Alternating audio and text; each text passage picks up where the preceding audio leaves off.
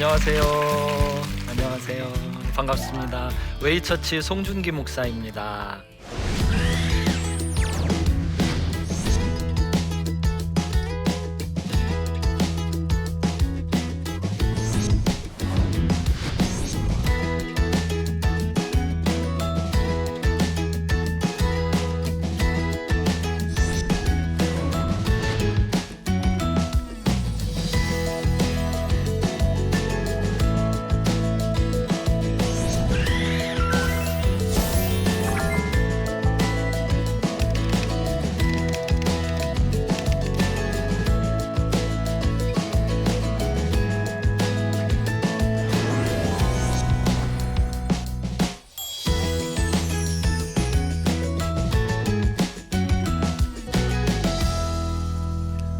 어렸을 때 콜라를 너무 좋아해가지고요. 어머님이 콜라 먹지 말라고 얘기를 많이 해주셨어요. 그리고 또 아이스크림도 되게 좋아했었거든요. 매일 아이스크림을 하나 이하로 먹으면은 잠이 안 올 정도였는데 먹지 말라는 이야기를 거의 매일 해주셨어요. 나중에 커서 어른이 됐는데도 콜라 먹지 마라, 아이스크림 먹지 마라 그 이야기를 많이 해주시는 거예요. 저는 이제 41거든요.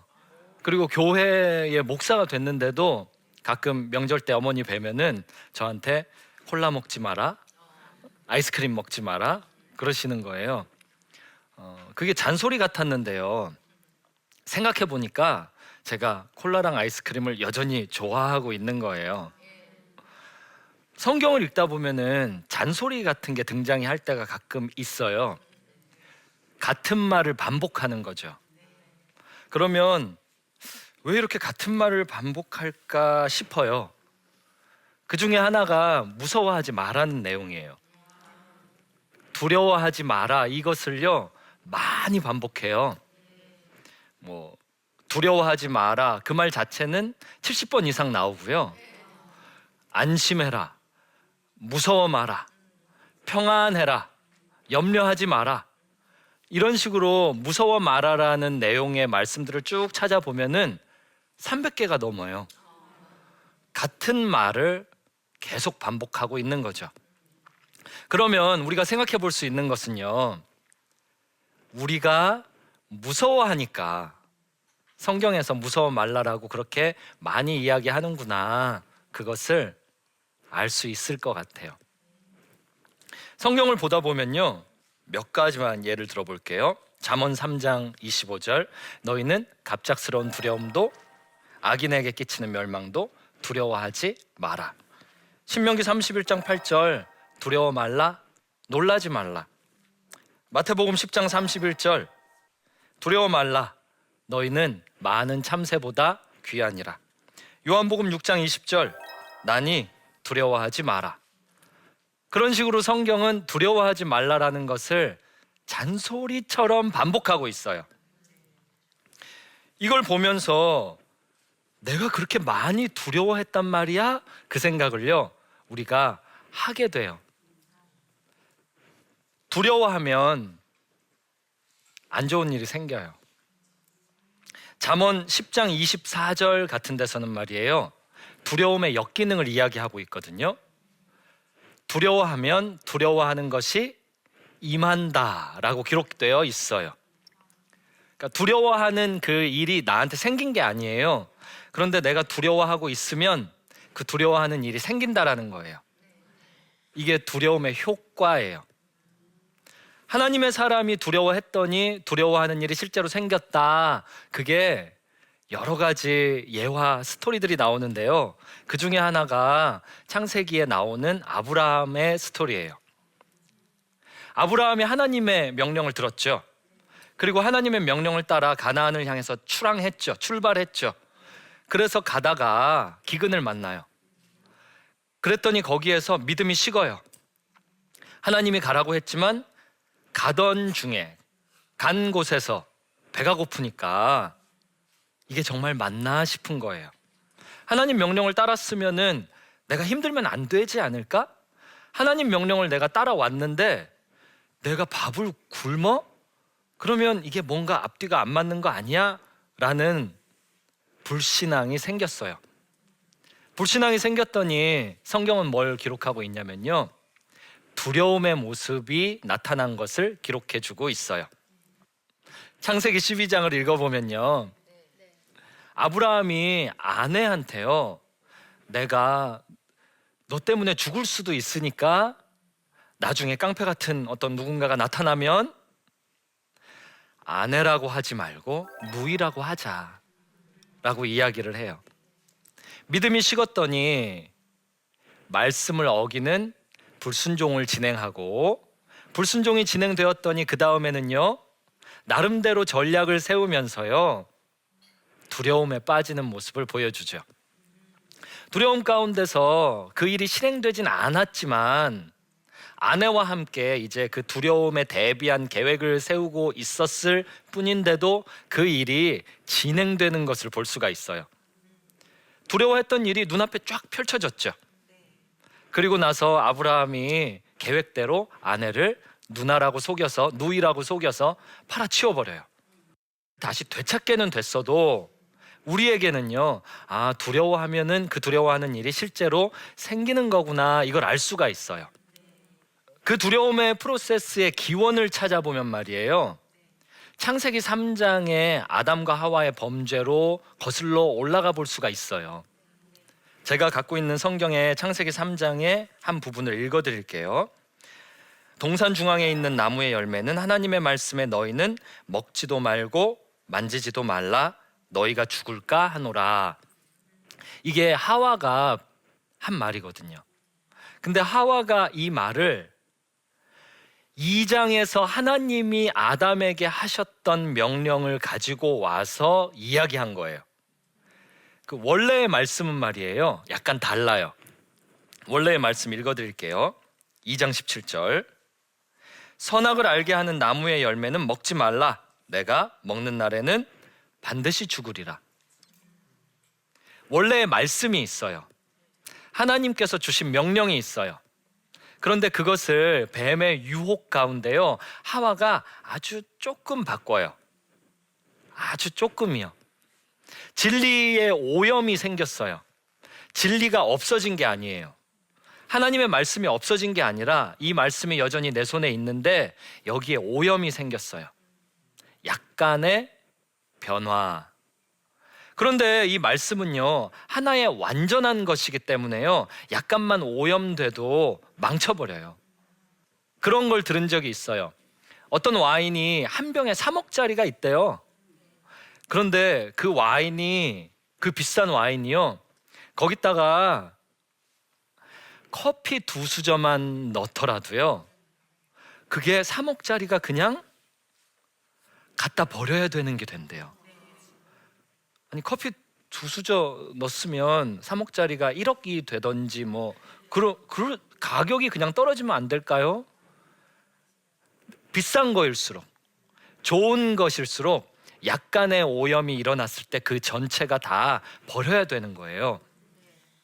하나님의 말씀은 좋은 것 중에 가장 좋은 것이고, 이것은 진리 중에서 딱 하나만 있는 바로 그 진리이기 때문에요, 정말 작은 오염 하나만 들어가게 되더라도요, 그것은 오염이 아닌 없는 상태가 되는 거예요. 오히려 없느니만 못한 상태가 되는 거죠. 그랬더니 그 다음에 일어난 일이, 가서 하나님의 말씀을 적극적으로 어기는 행위를 하게 돼요. 다시 말해서 죄를 짓는 거죠. 불순종을 진행하는 거예요. 유혹 자체는 죄를 못 만들어요. 유혹이 하나님의 말씀의 변질을 가지고 왔을 때 그 다음에 이제 죄를 짓고자 하는 생각이 생기고요, 그 생각이 반복됐을 때 이제 죄를 짓는 구체적인 행동을 하게 돼요. 두려움의 프로세스는 아직 진행 중이에요. 죄를 지었으면 하나님 말씀대로 회개하면 될 거 아니에요. 실제로 하나님이 찾으세요. 아담아, 내가 어디 있느냐. 선악과를 따먹은 하나님의 대리통치자 인류한테 하나님이 네가 어디 있느냐. 그러면 하나님과 인간 사이의 관계가 그게 남입니까? 아버지와 아들, 아버지와 자녀 사이 관계잖아요. 하나님이 직접 창조하셨잖아요. 얼마나 친한 관계예요. 그러면 가서 잘못했습니다. 제가 여기에서 이렇게 죄 짓고 피해 있었습니다. 저 이제 어떡합니까? 용서해 주세요. 이래야 정상이잖아요. 그런데 아담과 하와는 말이에요, 그때 그걸 못했어요. 네. 하나님이 질문했어요. 9절, 여호와 하나님이 아담을 부르심에 그에게 이르시되 내가 어디 있느냐? 그랬더니 하는 대답이 여차저차해서 숨었습니다. 근데 숨었을 때 그냥 숨지 않고요, 우리가 알다시피 치마를 하나 해 입었죠. 무화과 나뭇잎을 따서 그걸로 치마를 하나 해 입었죠. 이것이 주일학교 그 성경 교재에 보면은 가끔 등장하는 그 나뭇잎 한 장으로 중요 부위를 딱 가리고 있는 그 부분이에요. 죄를 지은 다음에요, 하나님을 피해서 숨은 행동을 보여주는데요, 그 행동 자체가 부끄러움을 의미해요. 왜 그러냐면 말이에요, 창세기 2장 끝부분에 벌거벗었으나 부끄러워하지 않았다라고 기록되어 있거든요. 그런데 그 다음에 범죄한 다음에, 불순종한 다음에는요, 나뭇잎으로 그 벌거벗은 몸을 가리는 게 나오거든요. 그것은 앞뒤 맥락상 부끄럽다는 뜻이에요. 두려움의 프로세스는 아직 진행 중이에요. 이제 이 부끄러움 자체가 하나님 앞에 어떻게 나아가게 되냐면, 두려워서 숨었습니다 라는 고백으로 나아가게 돼요. 두려움이 거기서 시작이 된 거예요.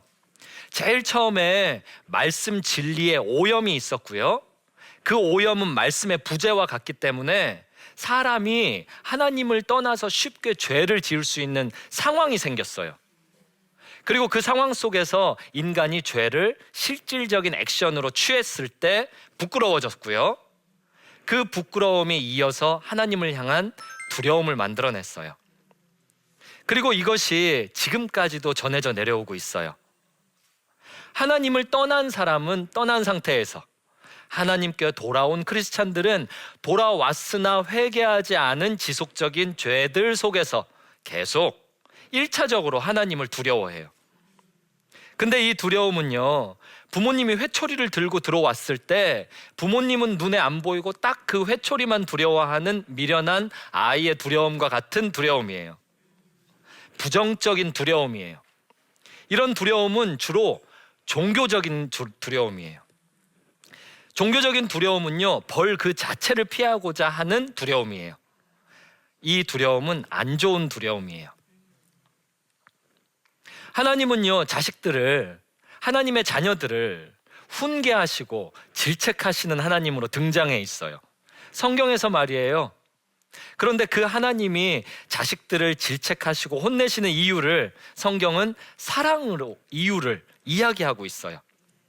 어떤 부모가 사랑 말고 다른 이유로 애를 혼낼 수 있단 말입니까? 일시적인 감정으로 혼냈다 할지언정 슬그머니 후회가 나중에 되잖아요. 내가 그때 충분히 사랑으로 혼내지 않고 내 감정으로 혼냈어. 그러지 말았어야 됐어.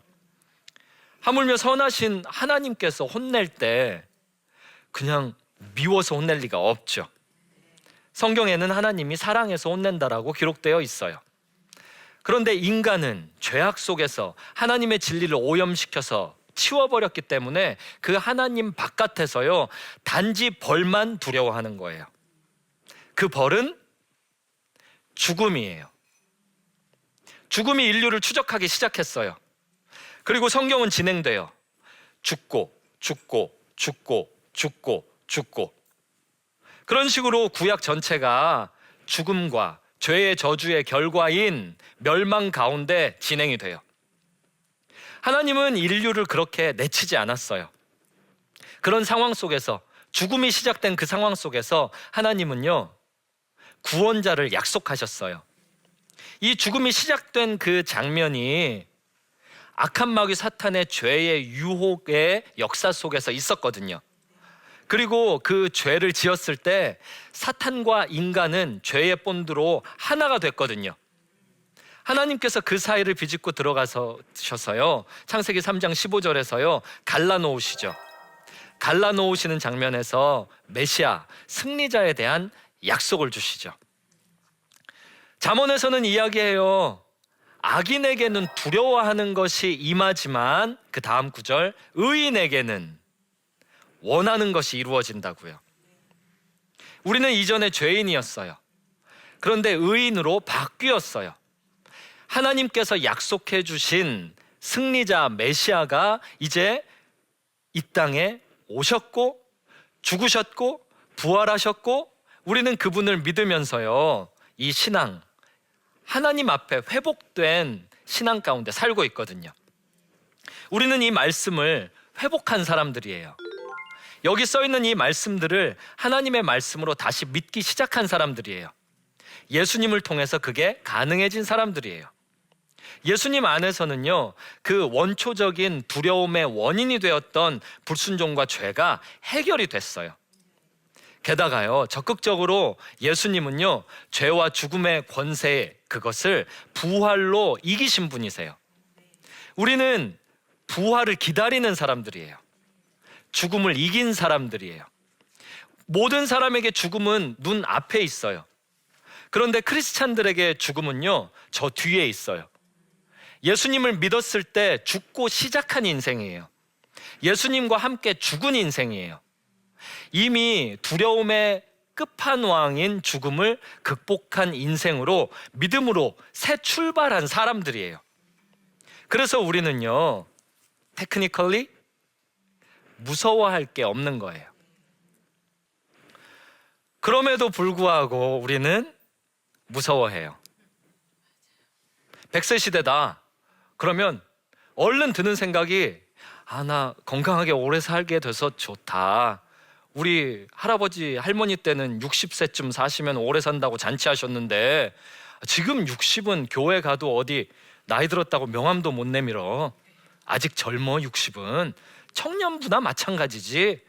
참 좋다 이러기보다는 말이에요, 100세 보험, 100세 온갖 질병, 온갖 사고, 이 100세를 어떻게 좀 위험 없이, 무서워.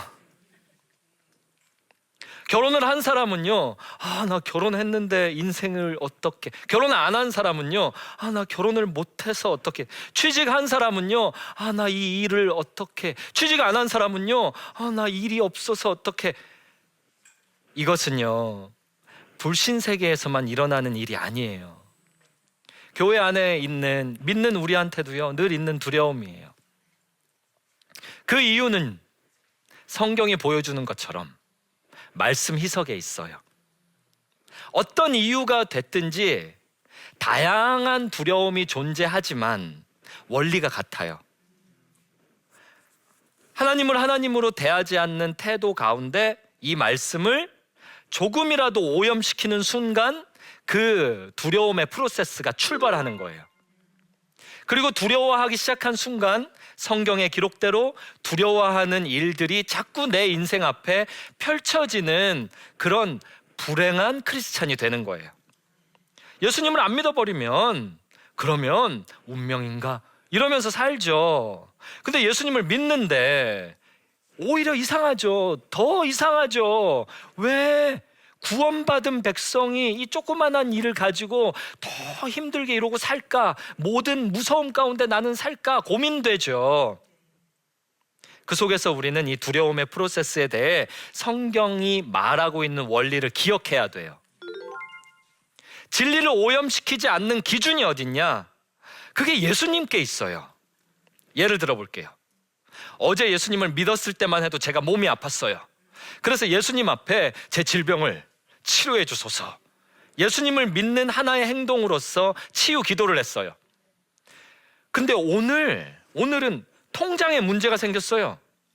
근데 어제 예수님 믿었을 때 건강 가지고 기도했는데 오늘 통장 경제적 문제 가지고는요 예수님이 안 믿어지고 기도가 잘 안 되는 거예요. 다양한 상황 가운데 어떤 상황은 믿음이 예수님을 향해서 생기는데 어떤 상황은 안 생기는 거예요. 그러면 그때가 아, 내가 지금 두려움의 프로세스를 시작하고 있구나라고 생각할 때예요. 모든 영역에서 예수님은 통해요. 요한복음 14장 말씀처럼요, 예수님이 길이시기 때문에 그래요. 예수님이 모든 두려움의 원초적인 두려움을 집약되어 있는 죽음을 이기신 생명이세요. 예수님이 오염된 진리를 극복하는 진리이세요. 계속 예수님을 기준으로 내가 예수님을 믿는가를 예수님 안 믿는 사람이었을 때를 기준으로만 생각하지 말고 이미 믿은 상황에서도 또 확인해야 돼요. 나는 이 영역에서도 예수님을 믿는가? 나는 저 영역에서도 예수님을 믿는가?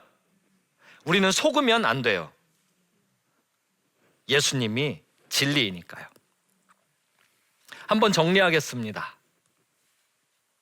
우리에게 두려움은요, 운명과 같은 거예요. 로마서 말씀에 의하면 우리 모두가 죄인이니까요.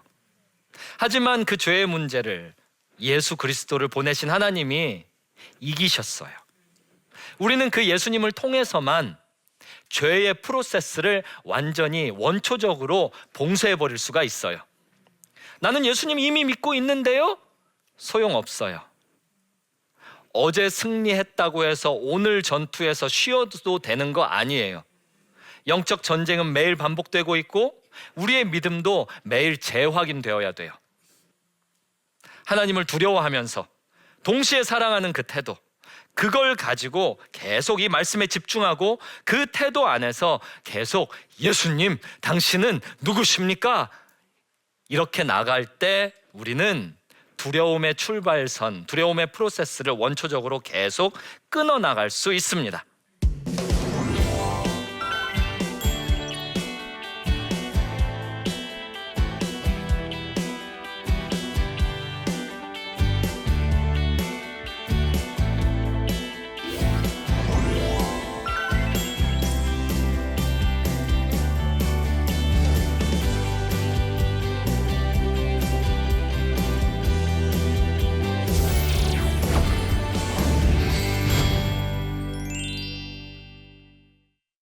질문 들어온 게 있어가지고요, 보면서 좀 대화 더 해볼게요. 두려움과 불안에 사로잡혀 있다가 변화된 청년들도 많이 있나요? 그들이 어떻게 이겨냈는지 궁금합니다. 일단 이 송준기 목사라는 사람이 그 예수님하고 어울릴래야 어울릴 수가 없는 죄인이라고요.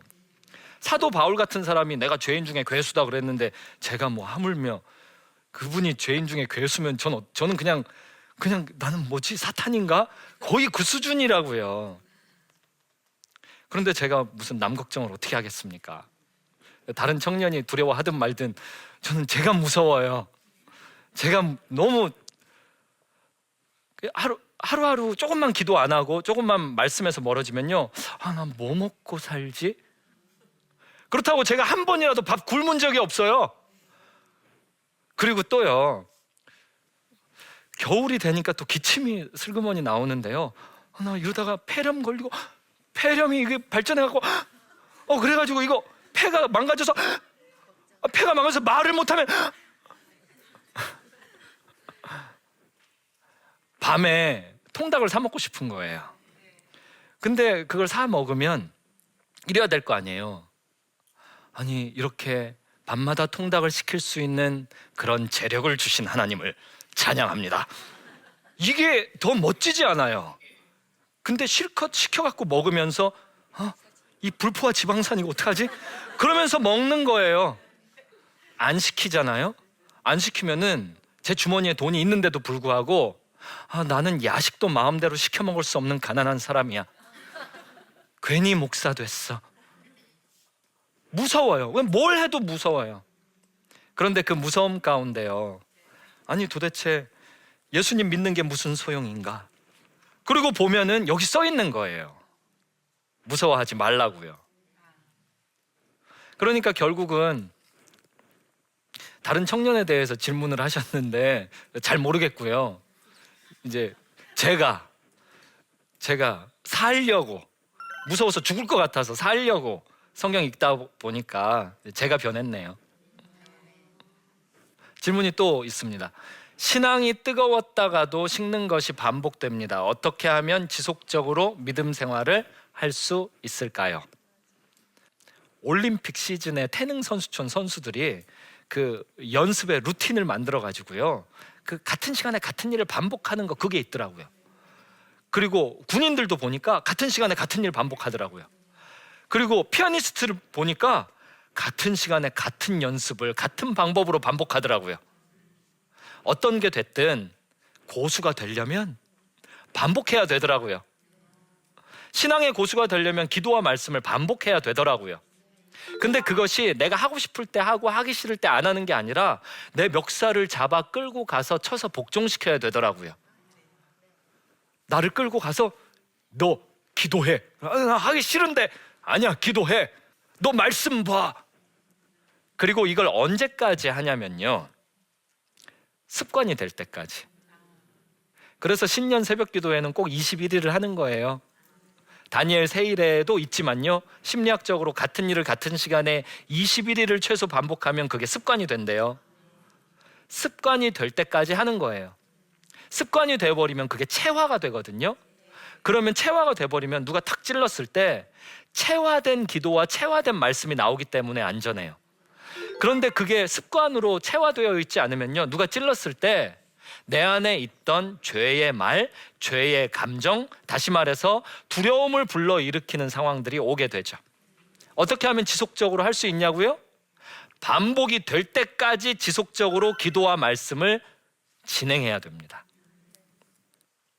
저는 지금까지요, 두려워하지 마라 라는 주제를 가지고요, 성경에서 우리에게 얼마나 많이 우리가 두려워하고 있다라는 사실을 이야기하는지를 보여드렸어요. 그 태도를 가지고 우리가 집중해야 되는 말씀은 진리이신 예수님이다, 이렇게 말씀을 드렸어요. 제가 간절히 기도하기는요, 제가 말씀과 기도를 가지고서 이 두려움을 경외라는 태도를 가지고 늘 이겨내며 싸우고 있는 것처럼요, 우리 모두가 그런 사람들이 되면 좋겠어요. 감사합니다.